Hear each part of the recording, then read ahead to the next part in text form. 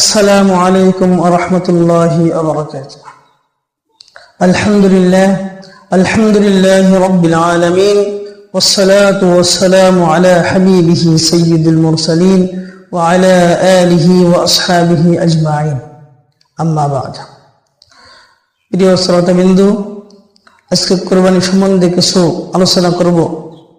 এখানে প্রশ্ন আসছে, কুরবানির গোশত কয় ভাগ করতে লাগে? আল্লাহ রাব্বুল আলামিন বলেছেন, ফাকুলু মিনহা ওয়া আত'ইমুল বাঈসাল ফাকির। গোশত তোমরাও খাও এবং যারা অভাবগ্রস্ত এদেরকেও খিলাও। আর এক জায়গায় আসছে, ফাকুলু মিনহা ওয়া আত'ইমুল কানিআ ওয়াল মু'তার। কুরবানির গোশত কথা বলা হয়েছে যে তোমরাও খাও এবং তোমাদের আত্মীয় স্বজন প্রতিবেশী যারা আছে এদেরকেও খিলাও। যারা চায় না, হাত বাড়ায় না, এদেরকেও খিলাও। এবং যারা মুহতাজ, হাত বাড়ায়, অভাবগ্রস্ত, এদেরকেও খিলাও। আর এই তিন ভাগ করা এটা মুস্তাহাব একটা আমল। এটা কোনো জরুরি না যে তিন ভাগই করা লাগবে, তিন ভাগ পুজো করা লাগবে, এটা জরুরি না। এটা কোনো ওয়াজিবও না, ফরজও না। এটা একটা মুস্তাহাব আমল। উলামায়ে কেরাম মুস্তাহাব বলেছেন। আর এই ভাগে যদি তিন ভাগ করা হয় তাহলে ভালো হয়।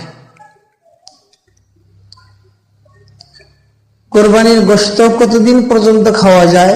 3 দিন পর্যন্ত সীমাবদ্ধ নাকি? কোরবানির গোশত 3 দিনের পরেও আপনি যদি খাইতে চান খাইতে পারেন। ইসলামে কোনো নিষেধাজ্ঞা নাই। কেউ এরকম বলে থাকে যে 3 দিন পর্যন্ত খাইতে পারবেন, এরপরে খাইতে পারবেন না, এরকম অনেকে বলে থাকে, কিন্তু তা না। কোরবানির গোশত যদি আপনি 3 দিনের পরেও যদি খাইতে চান তবুও আপনি খাইতে পারেন, জায়েজ আছে।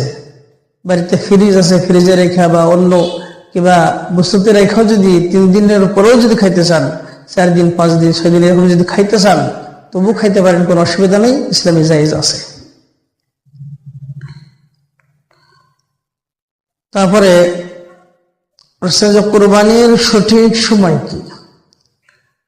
কোরবানির সঠিক সময় হয়েছে যে মহল্লায় বা যে বস্তিতে ঈদের নামাজ হয়,